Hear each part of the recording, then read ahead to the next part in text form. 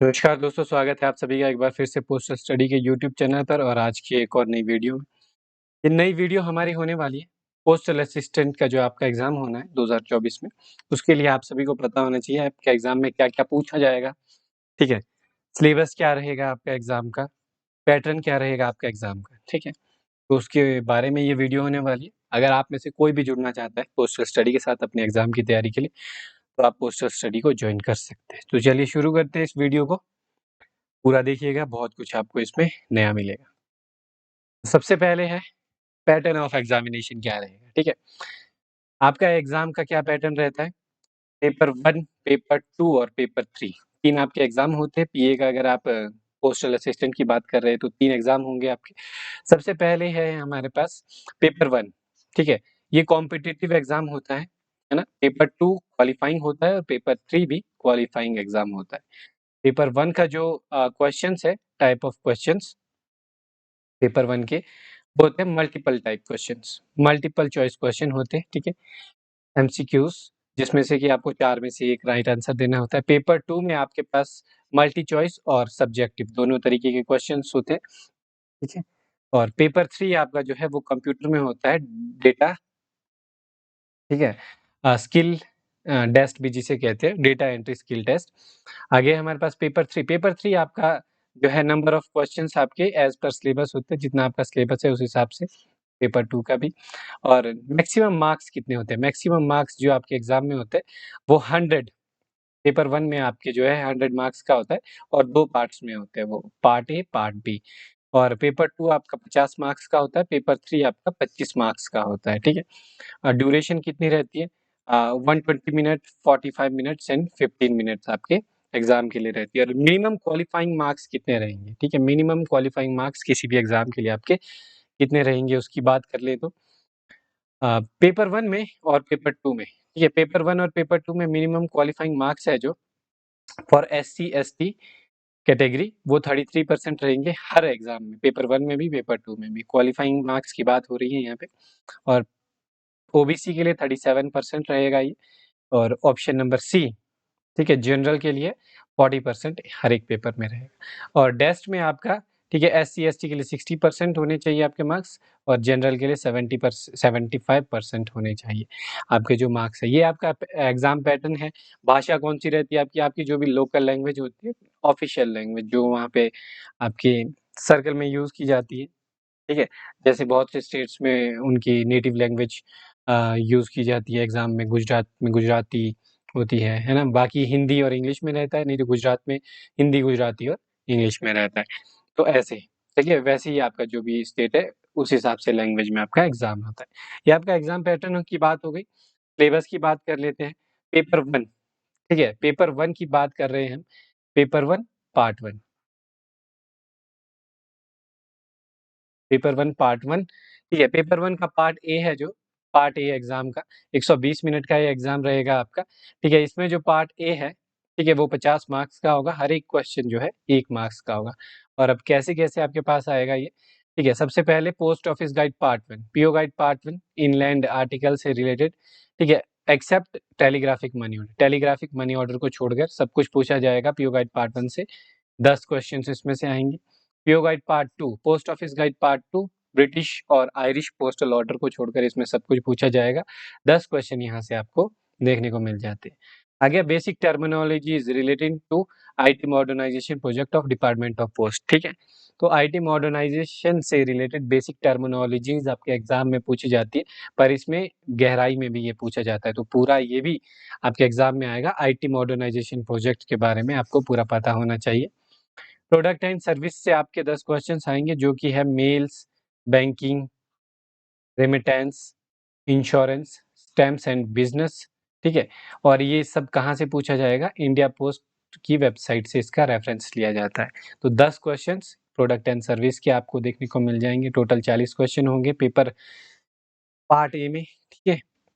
आगे है postal manual volume 6 का पार्ट 1, आ गया पोस्टल मैनुअल वॉल्यूम 6 का पार्ट 3 जिसके चैप्टर 1 और 3 आपसे पूछे जाएँगे। आगे updated SP order issued by directorate till 31st December of preceding year in which exam is being conduct, ठीक है? तो 2024 में आपका एग्जाम होना है तो 31 दिसंबर 2023 तक के जितने भी ऑफिशियल आपके एसबी ऑर्डर्स हैं, वो पूछे जा सकते हैं। टोटल इन तीनों में से मिलाकर 5 क्वेश्चन आएँगे, जो कि 5 नंबर के होंगे, ठीक है? आगे पोस्टल मैनुअल वॉल्यूम 7 और फॉरेन पोस्टल मैनुअल दोनों को मिला के 5 नंबर का यहाँ से पूछा जाएगा। तो टोटल आपका पेपर 1 के पार्ट ए में 50 नंबर का पूछा जाएगा, ये आपका सिलेबस रहेगा। और आगे है हमारे पास पार्ट बी, पेपर 1 का, ठीक है? 120 मिनट में ही इंक्लूड है ये पेपर 1 जो आपका होना है 120 मिनट का, ठीक है? उसमें उसका पार्ट बी है अब अगले 50 क्वेश्चन जनरल अवेयरनेस और नॉलेज, ठीक है? तो इसमें कवर्ड जितने भी टॉपिक्स है कवर किए जाएँगे, उनसे 2 क्वेश्चन हर एक टॉपिक से आना है। इंडियन ज्योग्राफी से 2 क्वेश्चन आने हैं, सिविक्स से 2 क्वेश्चन आने हैं, जनरल नॉलेज से, Indian culture and freedom struggle से, एथिक्स एंड मोरल स्टडी ये आपके पास एग्जाम में दी गई। और कभी ये ऊपर-नीचे भी हो जाता है, पर इन्हीं से पूछा जाता है। आपको करंट अफेयर का पता होना चाहिए, जो भी बहुत ही करंटली फेमस चल रहा है अगर कुछ ज़्यादा, जो आपको पता होना चाहिए, ठीक है? वो सभी 10 क्वेश्चन मिलाकर आते हैं जीके के, ठीक है? जनरल अवेयरनेस एंड नॉलेज से। Basic arithmetics topic to be covered 2-3 question हर एक क्या बोलते हैं टॉपिक से आएँगे। तो टॉपिक्स कौन-कौन से हैं आपके पास मैथ्स में? बॉड मास है, परसेंटेज है, प्रॉफिट एंड लॉस है, सिंपल इंटरेस्ट है, एवरेज है, टाइम एंड वर्क है, टाइम एंड डिस्टेंस है और यूनिटरी मेथड है। ये आपके पास टोटल, ठीक है? टोटल ये आपके पास सब्जेक्ट है। सब्जेक्ट में से जो भी आपके सब्जेक्ट है ये मैथ में, इनसे आपको पूछा जाएगा। टोटल 20 क्वेश्चन इसमें से पूछे जाएँगे आपके पास, ठीक है? और रीज़निंग एंड एनालिटिक एबिलिटी, ठीक है? रीज़निंग पूछी जाएगी आपके पास पिक्चरल और नॉन वर्बल 20 नंबर की। तो ये ऐसे करके आपके पास ये और 50 क्वेश्चन हो गए। तो टोटल आपका 100 नंबर का पार्ट ए रहता है, जो कि कॉम्पिटिटिव होता है। और एससी-एसटी के लिए इसमें आपको 33% मार्क्स चाहिए पास होने के लिए। ठीक है, ओबीसी है अगर आप तो 37 मार्क्स चाहिए आपको क्वालीफाई करने के लिए और जनरल है आप तो 40% मार्क्स चाहिए आपको क्वालीफाई करने के लिए। ये रही क्वालीफाइंग की बात। अब मेरिट जो है क्योंकि कॉम्पिटिशन बहुत ज़्यादा हो गया है, पोस्टें उतनी ज़्यादा पोस्टें कई बारी ज़्यादा खुलती है, कई बारी कुछ कम रह जाती है, तो उसके लिए आपकी तैयारी अच्छी होनी चाहिए, ठीक है? अगर एक भी पोस्ट वहाँ पर है तो आपकी तैयारी ऐसी होनी चाहिए कि वो एक पोस्ट आपको ही मिले। तो उसके लिए आपका जो मेरिट है, आपको अपने जो टारगेट है वो अप टू 90% लेके चलना होगा। अप टू 90% आपका मार्क्स आना चाहिए, ठीक है? तो आपका सिलेक्शन का चांसेस जो है वो काफ़ी बेटर हो जाता है। ये ऐसे में और आप सभी को पता भी है 3 कैटेगरीज़ होती है, ठीक है? कैटेगरी ए, कैटेगरी बी और कैटेगरी सी। आपको अब ये भी देखना होगा कि आप कौन-सी कैटेगरी में फ़ॉल करते हैं। अगर आप कैटेगरी ए में हैं, तो आपको अगर आपके पास सीट्स हैं, तो आपको क्वालीफाई होने से भी हो जाएगा, पर आपको फिर भी मैं कहूँगा 85% मार्क्स लेकर चलना ही होगा क्योंकि कॉम्पिटिशन उसमें भी है। ठीक है, कैटेगरी बी में हैं अगर आप, तो फिर तो बहुत कम ऐसा होता है कि सीट्स बच जाए। तो अगर आपकी सीट्स बच जाती है, तो आपको 90 टू 95% मार्क्स के साथ वहाँ पे टारगेट करना होगा उस सीट के लिए। अगर एक भी सीट आपकी बचती है, तो उसमें आपका नंबर लग जाए। और कैटेगरी सी में तो नेक्स्ट टू इम्पॉसिबल हो जाता है, ठीक है? पर फिर भी आप एग्ज़ाम दे सकते हैं फॉर योर नॉलेज क्योंकि अगर आप ये पीए का एग्ज़ाम नहीं क्वालीफाई करते तो एमटीएस और पोस्टमैन में आपका अच्छा चांस बन जाता है, कैटेगरी सी वालों के लिए, ठीक है? तो आपको कम से कम 85 से 90% नंबर स्कोर करने अगर आपने ये एग्ज़ाम में पास होना है, ठीक है? तो अभी तक पेपर 1 की बात की थी हमने, पेपर 2 की बात देख लेते हैं अब। क्वालीफाइंग पेपर रहता है सिर्फ़ आपका है पेपर 2 45 मिनट, ठीक है? मैक्सिमम 50 मार्क्स होते हैं। इसमें क्या-क्या होता है translation from English to local language जो भी आपकी लोकल लैंग्वेज है जैसे हिंदी है या फिर गुजराती है, मराठी है, बंगाली है ना? या फिर नीचे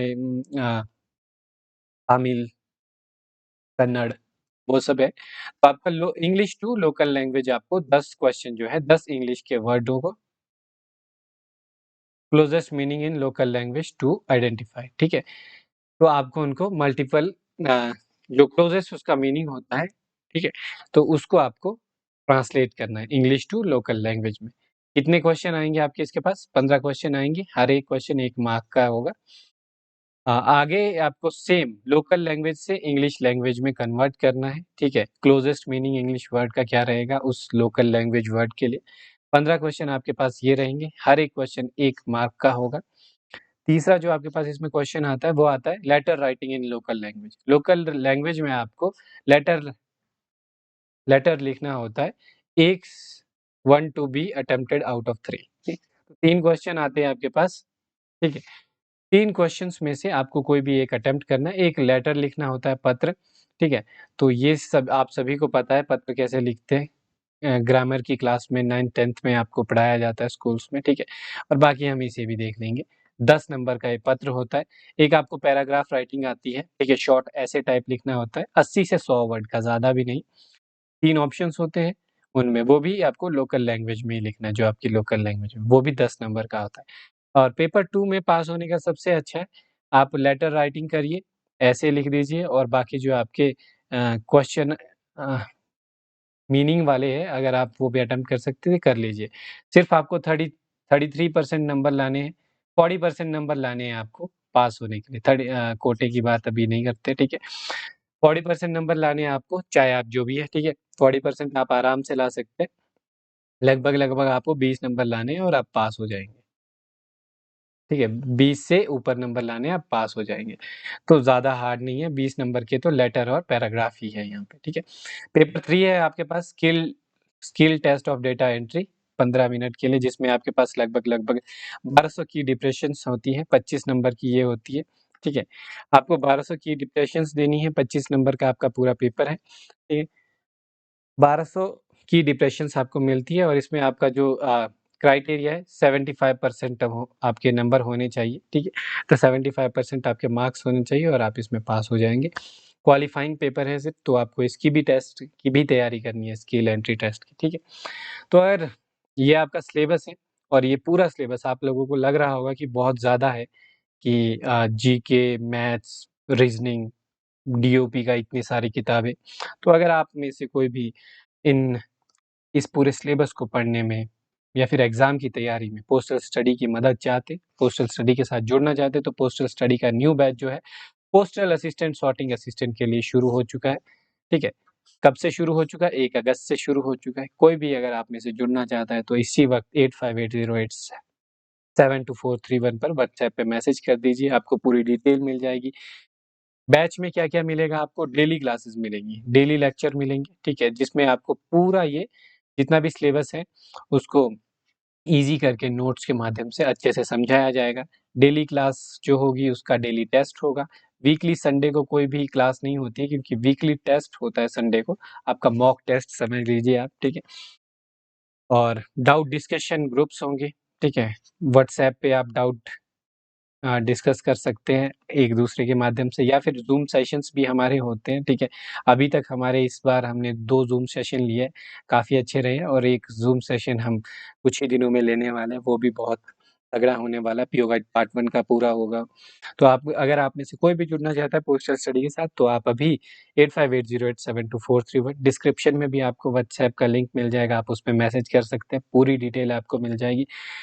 और पूरा का पूरा जो सिलेबस है, हर एक चीज़ आपको करवाई जाएगी और कभी भी आप और अगर आपका कोई भी डाउट है इस वीडियो से रिलेटेड, कोई भी क्वेरी करना चाहते हैं आप पोस्टल स्टडी के न्यू बैच से रिलेटेड, व्हाट्सएप पे मैसेज करिए, पूरे डिटेल आपको वहाँ पर मिल जाएगी। Thank you so much for watching this video. हम मिलते हैं आपको व्हाट्सएप कॉन्टैक्ट में। Thank you so much.